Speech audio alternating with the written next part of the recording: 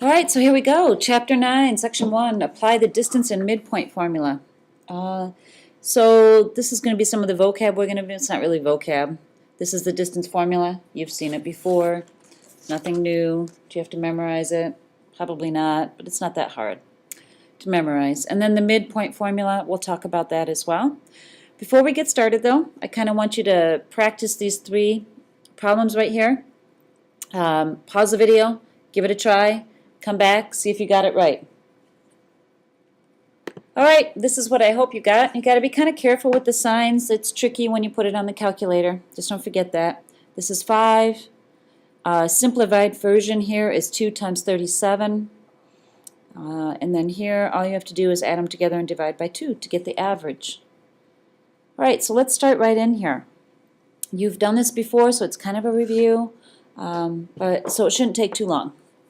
What's the distance between -5, 1, and 3, 2? So whenever you have 2 points, you can just plug them into the distance formula to find out how far apart they are. Just remember that distance is always positive.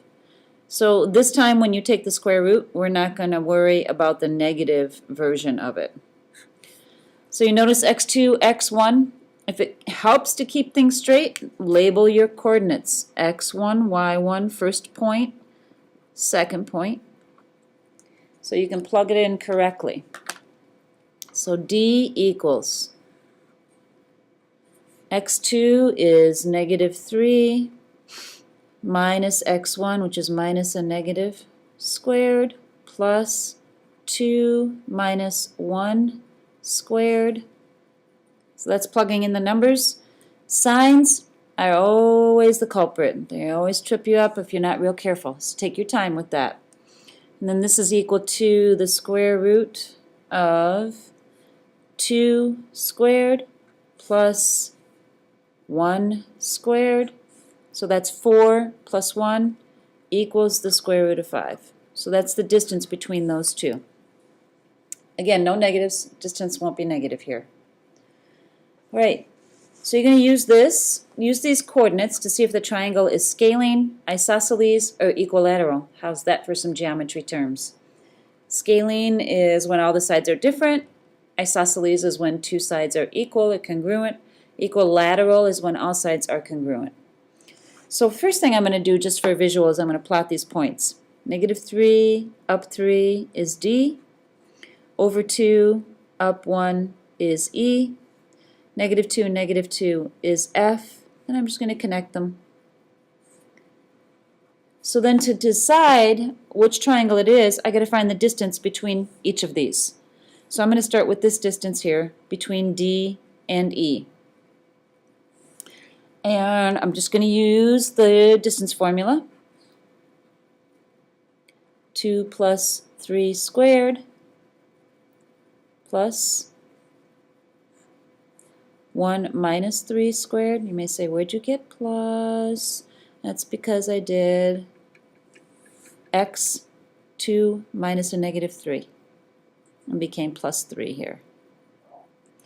This equals the square root of 25 plus 4, which equals the square root of 29. Can't go any further with that. So between D and E, it's the square root of 29. Sometimes you can just think about what that is. Think about the closest perfect squares. So the one smaller than 29 is 25. The one bigger was 36. So you know the square root of 29 is going to be between 5 and 6, sort of. All right? So now let's do this distance between E and F. Again, I'm just going to use these 2 points, E and F, and plug it into the distance formula. I'm just going to write down what I have here. -2 minus 2 squared plus -2 minus 1 squared. That equals the square root of 16 plus 9, which equals the square root of 25, which equals 5. So I'm going to put a 5 right here. All right, obviously those two aren't congruent. Now I'm going to do D and F. Okay, so that equals the square root of -2 plus 3 squared. I'm just getting these numbers from right up here. D and F here. plus negative 2 minus 3 squared. That equals the square root of 1 plus 25, which is equal to the square root of 26. And so this one here is the square root of 26. Obviously none of them, they're not congruent, so that makes it a scalene triangle. Isn't that fun? You'd be really good at the distance formula after all that. All sides are different, or not congruent, to be specific. All right, find the midpoint of the segment joining these 2 points. So remember from the other side, I gave you the midpoint formula here. So we're just going to use that. So I'm going to rewrite it here. M equals x plus 1, x1 plus x2 divided by 2, and y1 plus y2 divided by 2. Okay, so if it helps you, you can label the points x1, y1, x2, y2. But really, all you're doing is adding the x's, dividing by 2, adding the y's, dividing by 2, and you're going to get a point because it's called midpoint. So you're going to write it as an ordered pair. Negative 2 plus 4 is 2 divided by 2. The x-coordinate is 1. 3 plus negative 2 is 1 divided by 2 is 1/2. So the y-coordinate is 1/2. So the midpoint between those two sections is 1 1/2. All right. Last year, you guys talked about perpendicular bisector. I want you to just kind of remember what that is here. It's a line that runs perpendicular, that's that symbol for perpendicular, to a given segment and that cuts the segment in half.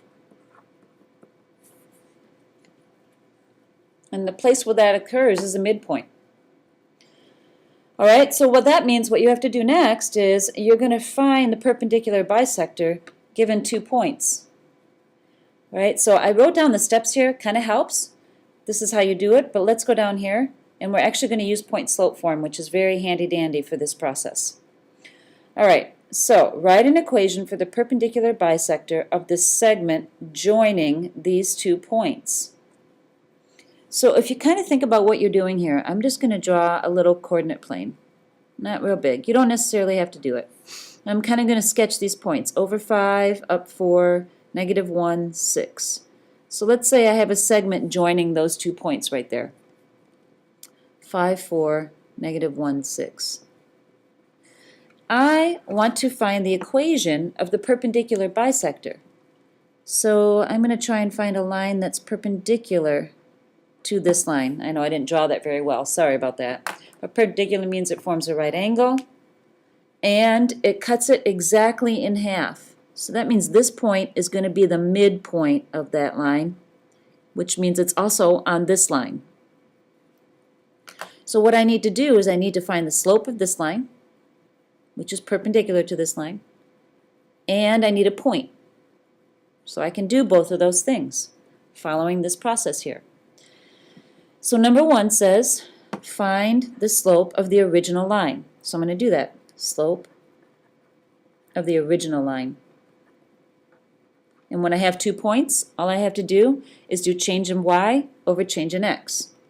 So 6 minus 4 over negative 1 minus 5. That equals 2, negative 6. So my original slope was negative 1/3. That's step 1. The new slope of this perpendicular bisector is, if you remember, it's just the opposite reciprocal.